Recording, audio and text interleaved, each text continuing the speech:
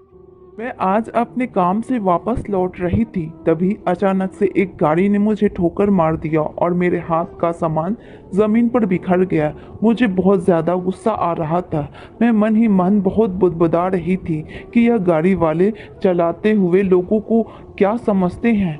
मैं जैसे यह सब कुछ बोल रही थी, तभी गाड़ी से निकलकर एक शख्स मेरी तरफ आया और वह मेरा सामान उठाने लगा और जब मुझे देखा तो उसकी नज़र मुझ पर ही टिक गई। मैंने उसके हाथ में से ज़बरदस्ती सामान ली और कहा कि थोड़ा देखकर चलाया करो, अगर नहीं दिख रहा तो चश्मा जाकर पहन लो, सब कुछ दिखेगा। रोड पर गाड़ी चलाते वक्त नज़र को सामने रखा करो, हम गरीब लोगों की पता नहीं कितना नुकसान करवा देते हो। यह कहकर मैं आगे अपने घर की तरफ निकल गई।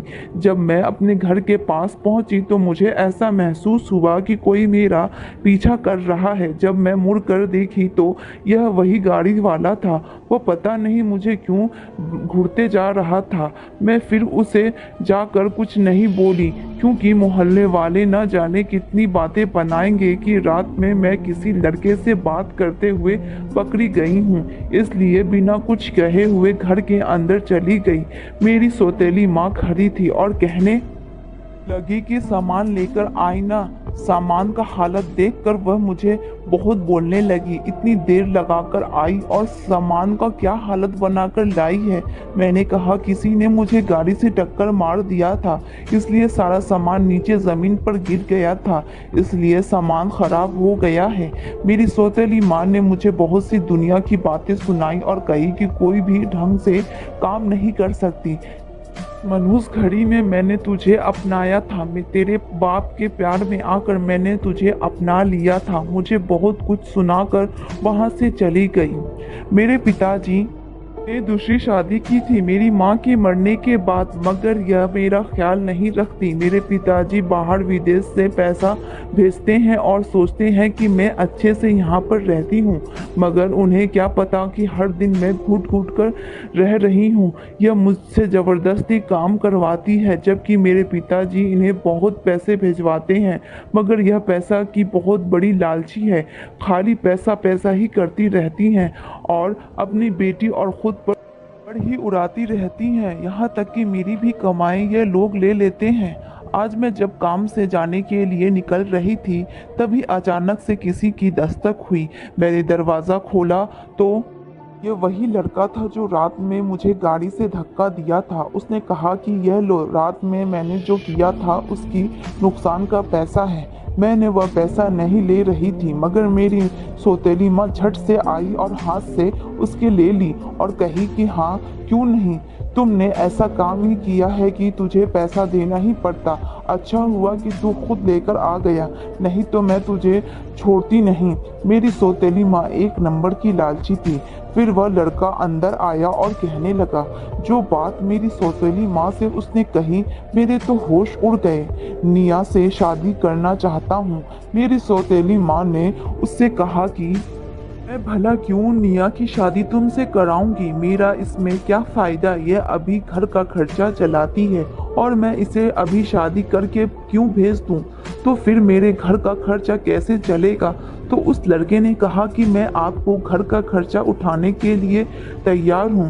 उसे लड़के ने अपना नाम बताया कि मैं आहिल हूँ और मैं बहुत ऊंचे ख़ानदान से ताल्लुक़ रखता हूँ। मैं जब से आपकी बेटी निया को देखा हूँ तब से मैं उसका दीवाना हो गया हूँ। आप चाहे मुझे जितनी भी पैसे ले ले, मैं देने के लिए तैयार हूँ, मगर मेरी एक शर्त है कि आप निया की शादी मुझसे कराएंगी। मेरी सौतेली माँ पैसे की लालची थी तो थी ही, जब उनके सामने पैसे की बात की तो वह झट से मेरी शादी की बात पक्की कर दी और साहिल को कह दिया कि हाँ मैं शादी करने के लिए तैयार हूँ, तुम अपने घर वाले को भेजो। आहिल ने कहा कि आप शादी की तैयारी करना शुरू कर दे, मैं अपने घर वाले को भेजता हूँ। वह आहिल मुझे बिल्कुल भी पसंद नहीं था। मेरी सौतेली माँ लालच की मेरी मुझसे बिना पूछे ही मेरी शादी तय कर दी थी। आहिल की एक भी अदा मुझे पसंद नहीं आ रही थी और उनके साथ मैं कैसे पूरी जिंदगी गुजारूंगी। फिर आहिल ने अपने घर वाले को हमारे घर भिजवाया। दिया, मगर बहुत हैरानी की बात हुई कि उसके अपने कोई नहीं थे। उसके घर में सिर्फ नौकर आए थे शगुन लेकर। मेरी माँ ने आगे कुछ नहीं पूछा और वह शगुन हाथ में ले लिया। मगर मुझे बहुत हैरानी हो रही थी, आखिर जब शादी हो रही है तो घर वाले क्यों नहीं आ रहे। उसकी माँ या कोई तो होगा घर में। उसमें शगुन में बहुत सारे पैसे थे और चिट्ठी में लिखा था कि हम लोग नहीं आ पाए किसी कारण, आप अपनी रस्म पूरी कर लीजिए खुद ही, सीधा हम लोग शादी वाले दिन ही आएंगे। मेरी सौतेली माँ पैसे देखकर खुश हो गई और जल्दी से मुझे हल्दी के लिए बैठा दिया। हल्दी की रस्म हुई। रस्म के होने के बाद मेरी सौतेली माँ ने मुझे रात में काम के लिए भेज दिया, क्योंकि आज रात मुझे किसी दुल्हन को तैयार करना था। मगर फिर भी मेरी सौतेली माँ मुझे ज़बरदस्ती भेज दिया। जब रात के वक्त मैं दुल्हन को तैयार करके आ रही थी तो रात बहुत हो चुका था। मुझे बहुत डर भी लग रही थी। कुत्ते भौंक रहे थे और दो चार लफंगे खड़े हुए थे। मैं जब चलकर आ रही थी तो वह लोग मेरा पीछा कर रहे थे। मैं तेजी तेजी भागने लगी तो अचानक मैंने नहीं देखा और एक गाड़ी के सामने आकर गिर गई। उस गाड़ी में से एक लड़का निकलकर मुझे उठाया और कहा कि तुम देखकर नहीं चल सकती। तो मैंने उसे इशारा किया कि वह लोग मेरा पीछा कर रहे हैं। वह समझ गया और उन लोगों को डांट कर भगा दिया और मुझसे कहा कि चलो मैं तुम्हें घर छोड़ देता हूँ, पता बताओ। पता नहीं मैं क्यों उसके कहने पर उस पर भरोसा कर लिया और उसने एक बार कहा और मैं गाड़ी में बैठ गई। उस लड़के को देखकर मेरे दिल में कुछ कुछ होने लगा। मेरा मन कर रहा था कि मैं उस लड़के को देखते ही रह जाऊं। मैंने जैसा सोचा था अपने जीवन साथी को, वैसा ही वह लड़का दिख रहा था। फिर जब मैं अपने हाथ पर देखी तो मुझे याद आया कि मैं तो किसी और के नाम का हल्दी लगा चुकी हूँ। मैं क्यों बेकार की बातें सोच रही हूँ। मेरे साथ ऐसा कुछ होने वाला नहीं। जैसा मेरी सौतेली माँ चाहती है वैसा ही होगा। फिर वह लड़का मुझे मेरे घर के पास छोड़ दिया। मैं जब घर आई तो मैं इस लड़के के बारे में ही सोच रही थी, उसी के ख्यालों में खोई हुई थी। मुझे अपनी शादी की कोई परवाह न थी। उसके बारे में मैंने कुछ सोचा भी नहीं था कि मेरे साथ क्या होने वाला है और क्या होगा। मैं बस उस लड़के के ख्याल में खोकर खुद को सुकून महसूस कर रही थी। तभी मेरी माँ आकर कहने लगी, आज तुम काम पर नहीं जाओगी, इतनी देर तक क्यों सोई हुई हो, उठो और जाकर जल्दी नाश्ता बनाकर अपने काम पर जाओ। जिस दिन तुम्हारी शादी होगी उसी दिन तुम अपना काम छोड़ देना। अभी 2-4 दिन बचा हुआ है, इसलिए तुम्हें काम पर जाना ही होगा। मैंने माँ से कहा कि अब तो मुझे हल्दी लग चुका है, मैं बाहर कैसे जाऊँ। मगर वह मेरी बात नहीं मानी और मुझे ज़बरदस्ती काम पर भेज दिया। मैं ब्यूटी पार्लर में आई, अपना काम कर रही थी तो पता नहीं मेरा मन काम पर नहीं लग रहा था। मेरी नज़र उसी लड़के को ढूंढ रही थी और जब मैं काम कर कर बाहर निकली तो सामने वही लड़का खड़ा था। मैं तो पहले सोची कि शायद मैं सपना देख रही हूँ, मगर मेरी दोस्त ने कहा कि देख वह लड़का कितना हैंडसम है, कितना अच्छा दिख रहा है, हर लड़की इससे बात करना चाहेगी। जैसे ही वह बात कही तो मैंने कहा कि कल रात जो मेरी मदद की थी ये वही लड़का है। तो वह लड़की मुझे चिढ़ाने लगी और कही कि तू तो बहुत खुशनसीब है कि इस लड़के ने तुझे मदद की। फिर मैं अपनी दोस्त को वहीं पर खड़ा कर कर आगे बढ़कर उस लड़के के पास गई और उसका शुक्रिया अदा की। तुमने रात को मुझे उस गुंडे से बचाया। तभी उस लड़के ने कहा, तो क्या हो गया, कोई भी लड़की रहती तो उसके साथ भी मैं वैसा ही करता जैसे मैंने तुम्हारे साथ किया है। अब इसमें शुक्र अदा करने की क्या बात है। वह लड़के के अंदर एटीट्यूड बहुत बड़ा हुआ था। वह मुझसे सही से जवाब नहीं दे रहा था, मगर न जाने क्यों मैं उसके पीछे पड़ी थी। वह मुझे सही से बात नहीं कर रहा था, मगर मैं उससे बात करने के लिए मरी जा रही थी।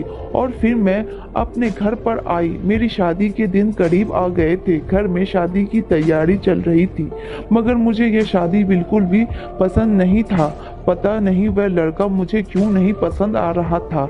वो चलकर खुद आया था मेरे पास, मगर मेरी सौतेली माँ सिर्फ पैसे की लालच में मेरी शादी उससे ज़बरदस्ती करा रही थी। आज रात मेरी शादी थी। उस शादी की तैयारी चल रही थी। मैं दुल्हन बनकर बैठी हुई थी, मगर फिर भी आज मैं उसी के बारे में सोच रही थी। तभी अचानक से मेरी सौतेली माँ दौड़ते हुए आई और कही कि आहिल ने किसी को धक्का मार दिया है, पुलिस उसे पकड़ कर ले गई है। मेरी सौतेली माँ ने कहा कि जा, तुझे पुलिस स्टेशन में बताना है कि तेरी शादी उससे होने वाली है। तू अगर अपना सब कुछ बताएगी तो आहिल को छोड़ देगा। मैं दुल्हन के ही कपड़े में पुलिस स्टेशन पहुंच गई। पुलिस को सारी बात बता रही थी, पर वह मेरी बात मानने को तैयार नहीं था। मैं थक कर बाहर आ गई। निकली जब तो देखी वह लड़का बाहर खड़ा था। मैं उसे देखकर एकदम चौंक गई और मैं उससे देखती ही जा रही थी।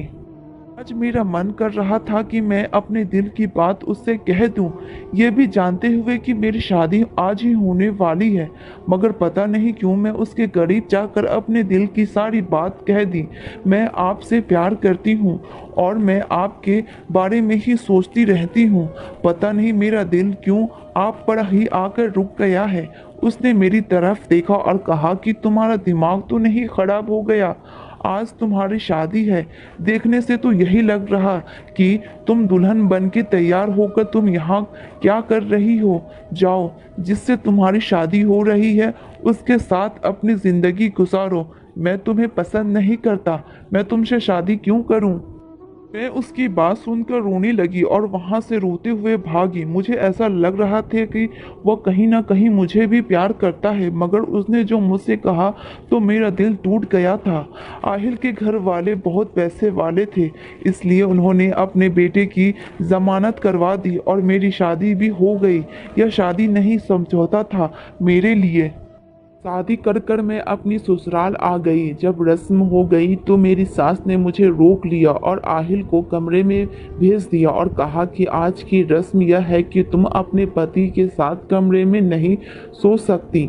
आहिल अपनी माँ से बगावत करने लगा, मगर उसकी माँ ने समझाया घर की परंपरा है, उसे तो निभानी पड़ेगी। तुमने अपनी मर्जी से शादी कर तो ली, मगर परंपरा तो निभानी दो।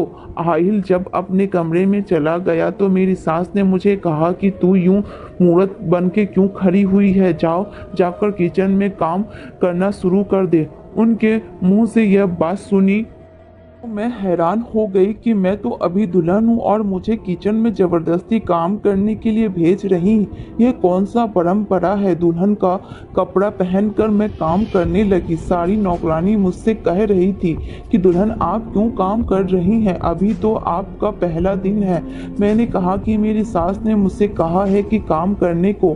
वहाँ पर एक नौकरानी और भी थी जो वह मेरी मदद करने लगी और मुझसे कही कि तुम मत बताना कि मैं तुम्हारी मदद की हूँ। वह नौकरानी बहुत अच्छी थी, देखने में तो नौकरानी नहीं लग रही थी, मगर उससे सब नौकरानी ही घर में कह रहे थे।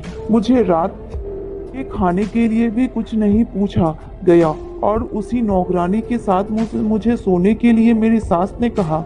वह मुझसे बहुत बातें कर रही थी, मेरे बारे में जानना चाहती थी। मैंने बताया कि मेरी सौतेली माँ ने ज़बरदस्ती मेरी शादी करा दी। उसने कहा कि यह घर वाले बिल्कुल भी तैयार नहीं थे, मगर आहिल अपने जिद पर अड़ा था, इसलिए शादी हो गई। वह लोग तो बहुत ऊंचे खानदान की लड़की लाने वाले थे। बात भी हो गई थी, मगर आहिल अपने पर अड़ गया और तुमसे शादी कर लिया। इसलिए आहिल की माँ नाराज है, मगर अपने बेटे के सामने दिखाती नहीं। वह सारी नाराजगी तुम पर ही उतारेगी। उसके मुंह से यह बात सुनी तो मुझे और भी ज़्यादा डर लगने लगा कि मैं तो अपने सौतेली माँ के अत्याचार सहती थी और यहाँ भी मुझे अत्याचार सहना होगा। आखिर मेरे नसीब में क्या है? मुझे यह नौकरानी बात करते करते सो गई। मुझे रात में प्यास लगी, मैं उठकर किचन में पानी लाने जा रही थी। तभी मैंने एक लड़के को घर के अंदर आते हुए देखा। वह जोर से चिल्लाने लगी। मुझे लगा कि शायद कोई हो सकता है या चोर। उसने मेरे मुंह पर हाथ रख दिया और कहा कि क्या पागल की तरह चिल्ला रही हो। फिर मैं लाइट ऑन किया तो सामने लड़के को देखकर मेरे तो पैरों तले जमीन निकल गए। वह लड़का तो वही था, मदद की थी और मुझे रिजेक्ट किया था। न जाने मुझे क्या क्या सुनाया था, मगर वह इस घर में क्या कर रहा तो उसने कहा कि ओ तुम्हारी शादी इस घर में हुई, तब तो तुम्हारी जिंदगी कहाँ जाकर रुकेगी मैं देखूंगा। मैं उससे कहने लगी तुम्हारे कहने का क्या मतलब, तुम इस तरह क्यों कह रहे हो। अच्छा हुआ तुम जैसे आवारे लफंगे लड़के से बच गई। यह लड़का एक नंबर का आवारा था, रात में देर से आता और पीकर आता था। मैंने इसे क्या समझा था और यह क्या निकला। अच्छा हुआ कि इसने हाँ नहीं किया, नहीं तो मेरी जिंदगी ही बर्बाद हो जाती। आहिल जब सुबह उठा तो वह सीधा ढूंढते हुए मेरे पास आया और कहा कि तुम कमरे में क्यों नहीं आई रात को सोने के लिए। मुझे कुछ याद ही नहीं रहा कि मैं तुम्हें दोबारा बुलाकर कमरे में सोने के लिए कहता, और यह कहकर तुम अभी तक दुल्हन वाला कपड़ा क्यों पहनी हुई हो। मैं तो अपने मायके से एक भी जोड़ा कपड़ा लेकर नहीं आई थी। मेरी सौतेली माँ एक नंबर की कंजूस भी थी, मेरे उस पर एक भी पैसा खर्चा करना नहीं चाहती थी, सिर्फ पैसा लेना जानती थी। मुझे इस तरह विदाई कर दी, 2 जोड़े कपड़े भी न दे सकी। मैंने कहा कि नहीं मेरे पास कपड़े नहीं। आहिल ने मुझे कहा कि तुम ठहरो, मैं अभी आता हूँ। आहिल मार्केट से मेरे लिए अच्छे अच्छे कपड़े लेकर आया। उस कपड़े को मेरे हाथ में मेरी सास ने देखा तो झट से मेरे हाथ से ले लिया और कहा कि यह क्या, तुम यह कपड़ा नहीं पहन सकती। हमारे यहाँ का परंपरा है कि दुल्हन बाहर का कपड़ा नहीं पहनती, तुम्हें तो अपने मायके से लेकर आना चाहिए था। यह कैसा परंपरा है, मुझे कुछ समझ में नहीं आ रहा था। वह कपड़ा मेरे हाथ से लेकर और मेरी सास ने मुझे अपने कमरे में बुलाया और कहा कि यह लो, तुम आज से यह कपड़ा पहनोगी। वह कपड़े उनके पुराने कपड़े थे। मेरे नसीब में क्या है लिखा, मुझे कुछ समझ में नहीं आ रहा। मेरे पति मुझसे इतना प्यार करते हैं, फिर भी वह अपनी माँ की हर एक बात सर झुकाकर सुन लेते थे। एक बार भी नहीं बोले कि मैं उनका उतारन कपड़ा क्यों पहनूं। आखिर क्या हो जाता मैं नए कपड़े पहन लेती तो। खैर मैं इस झमेले में पड़ना नहीं चाहती थी। यह तो मेरी सौतेली माँ ने मेरे साथ यह सब किया है। मेरी सास आहिल को समझा रही थी कि अभी उसे एक बैग सब कुछ लाकर मत दो, नहीं तो वह सर पर चढ़ जाएगी और तुम्हारी इज्जत नहीं करेगी। यह छोटे घर की लड़की आई है, इसे क्या मालूम अमीर लोगों के ठाट बाट, इसलिए तुम कुछ नहीं कहना। इसमें धीरे धीरे घर का तौर तरीका खा दूंगी। बड़े घर की बहू कैसे रहती है। मेरी सास मुझ पर बहुत जुल्म करती थी, मुझे हमेशा ताना मारती, मुझे नौकर से कम दर्जा नहीं देती थी।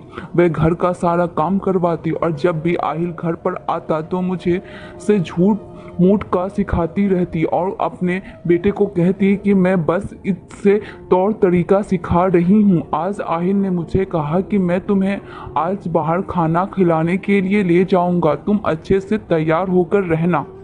मैं तैयार हो गई। जैसे ही बाहर तैयार होकर आई तो मेरी सास ने मुझे देखा तो उसने मेरे कपड़ों पर कैंची लगा दिया और कहा कि तुम्हारी हिम्मत कैसे हुई आहिल के साथ बाहर जाने की।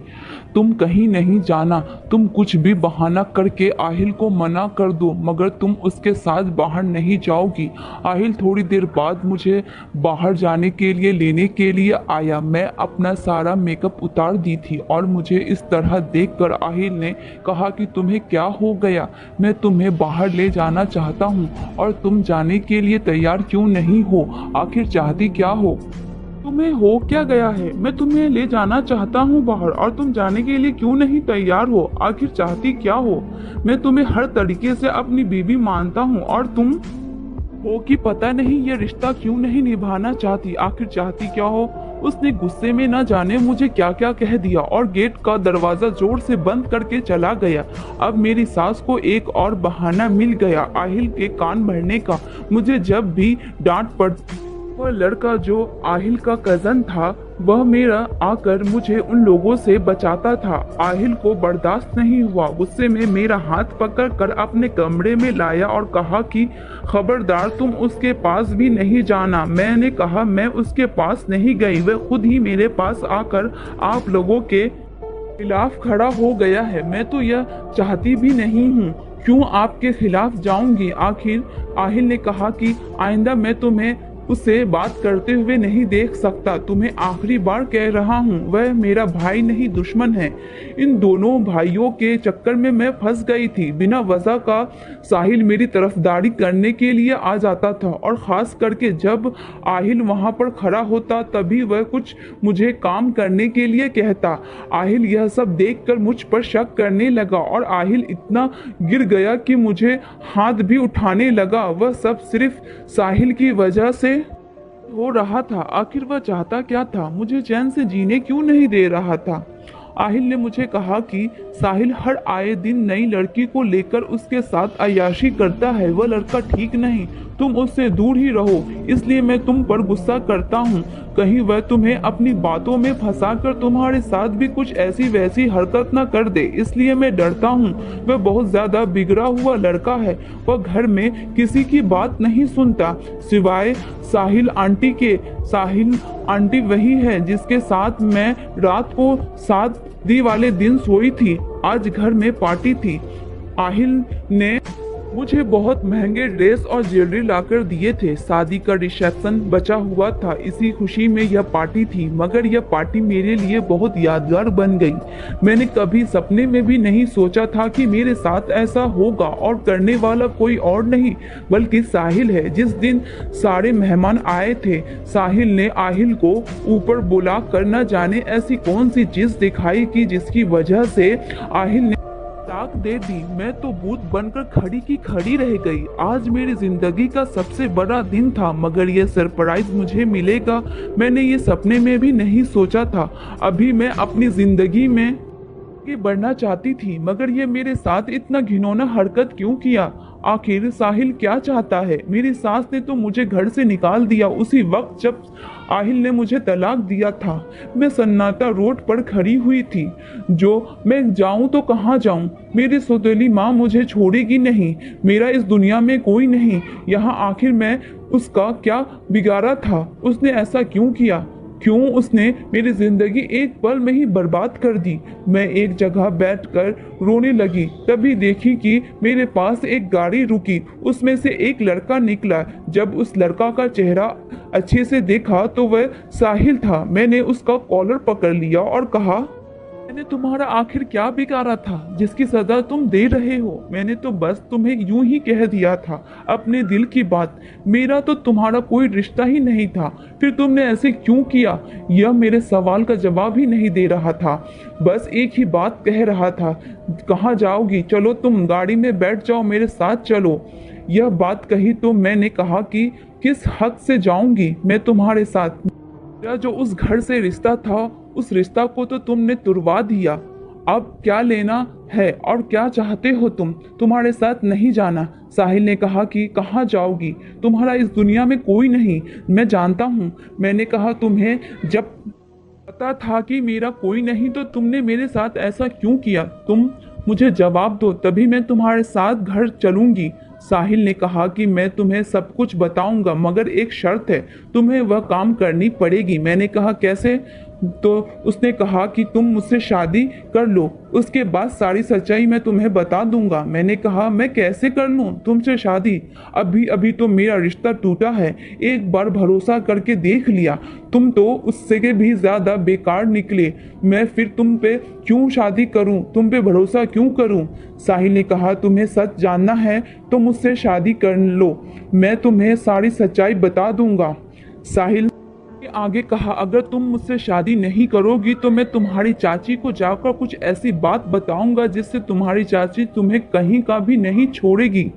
इसलिए मैं जैसा कह रहा हूँ वैसा तुम करो। साहिल ने जबरदस्ती मुझसे शादी कर ली और मुझे उसी घर में दोबारा लेकर गया। मुझे दोबारा घर में देखकर आहिल को अपनी गलती का एहसास होने लगा। मैं ना जाने गुस्से में कितना बड़ा नुकसान कर दिया। जिससे मैं इतना प्यार करता था, गुस्से में उसे अपनी जिंदगी से ही निकाल दिया। मैंने उससे कुछ नहीं कहा।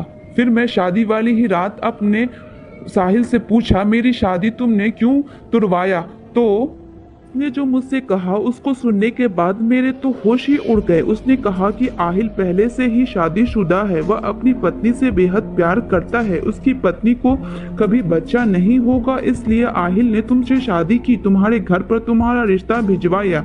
इन लोगों की तो आदत है गरीब लड़कियों का जिंदगी बर्बाद करना। तुम जिससे नौकर समझ रही हो वो नौकर नहीं, इस घर की बहू है, सबसे बड़ी बहू, और मैं भी इसी घर का खून हूँ, मगर मैं इन लोगों जैसा नहीं हूँ। मुझे उसके बात पर यकीन नहीं आया और मैंने उससे तुम पर यकीन नहीं हो रहा, तो उसने कहा कि ठीक है, मैं तुम्हें सबूत दिखाता हूँ, तब तो यकीन कर लोगी ना। उसने अपने जेब से मोबाइल निकाला और आहिल की पहली पत्नी का शादी का फोटो दिखाया। तो सच में आहिल पहले से ही शादीशुदा है। मैंने कहा वो मेरे साथ ऐसा क्यों करना चाह रहा था जबकि वो शादीशुदा है। तभी साहिल ने कहा कि आहिल की जो माँ है उनके साथ भी ऐसा ही हुआ जैसे तुम्हारे साथ हो रहा है। उसकी सौतेली माँ को बच्चा नहीं हो रहा था तो आहिल के पापा ने दूसरी शादी की और जब उनसे औलाद हुआ तो उनकी गोद से छीनकर उसकी सौतेली माँ के गोद में रख दिया। जिसे अपनी माँ समझता है वो माँ ही नहीं, जबकि माँ तो इनकी यह नौकरानी है। अपने बच्चों की सदमा बर्दाश्त नहीं कर पा रही थी जब इनके गोद से छीना गया, तो इन्होंने मुझे पाला। मेरे मम्मी पापा का एक्सीडेंट हुआ और मैं बच गया। मैं बहुत छोटा था तो सब ने मुझे मनहूस कहना स्टार्ट कर दिया था। मुझे यह लोग मारने की भी कोशिश कर रहे थे। तभी इस नौकरानी ने मुझे अपने गोद से ले लिया और मुझे अपना बेटा समझकर पाला और मैं उसी को अपनी माँ समझता हूँ। आहिल अपनी माँ को माँ नहीं समझता, वो समझता है कि उनका बेटा मैं हूँ, जबकि उनका बेटा तो आहिल है। कल तक तो मुझे भी यही लग रहा था, तुम उन्हीं के बेटे हो। फिर मैंने पूछा तो मेरी शादी तुमने क्यों तुड़वाया, तुम्हारा इसमें क्या फायदा? तो उसने कहा कि तुम्हारी जान का खतरा था, अगर मैं तुम्हारी शादी नहीं तुड़वाता तो आहिल की पहली पत्नी तुम्हारी सास दोनों मिलकर तुम्हारे मारने की पूरी प्लानिंग किए हुए थे। तुम्हारी जिस दिन रिसेप्शन थी उसी दिन उन लोगों ने तुम्हारे खाने में जहर मिला दिया था। यह बात मुझे पता चल गया और मैं जानबूझकर तुम्हारे और मेरे अफेयर के बारे में आहिल को बता दिया और इसी गुस्से में आकर तुम्हें वो तलाक दे दिया। और मैं यही चाहता था कि वह तुम्हें तलाक दे दे ताकि तुम्हारी जान बच जाए, क्योंकि आहिल तुम्हें पसंद करने लगा था। कहीं ना कहीं यह बात उसकी पत्नी और उसकी माँ को बर्दाश्त नहीं हो रही थी, इसलिए उन दोनों ने मिलकर यह प्लानिंग किया। अगर बाद में आहिल का कोई औलाद हो जाता तो फिर आहिल एकदम से तुम्हारा ही हो जाता, इसलिए ये सब नहीं चाहती थी उसकी माँ और उसकी पत्नी। तुमको उसी जिंदगी में रहने देना नहीं चाहती थी। मैं तो तुम्हें पहली नज़र में ही दिल दे बैठा था, मगर अपने घर की परंपरा और अपनी घर की ये बेकार फजूल सी रस्म रिवाज नज़र में रखते हुए मैंने अपने दिल की बात को तुमसे नहीं कही, क्योंकि यह गरीब के घर की बहू को लाकर सिर्फ एक नौकर समझा जाता है, उसके अलावा कुछ भी नहीं। अगर मैंने ठान लिया था कि मैं तुम्हें इस घर में नौकरानी बनकर नहीं रहने दूंगी, मगर आहिल की पत्नी बनकर तुम कभी भी इस घर की बहू नहीं बन सकती, एक नौकरानी ही बनकर रह जाती, और मैं यह बिल्कुल भी नहीं चाहता था। इसलिए मैंने हमेशा तुम्हें इन लोगों से बचाना चाहता था। ये लोग तुम्हारे जान के भी भूखे हैं। दोस्तों, ये कहानी आपको कैसी लगी हमें कमेंट्स करके ज़रूर बताएं। अच्छी लगी तो like and share and subscribe करना ना भूलें।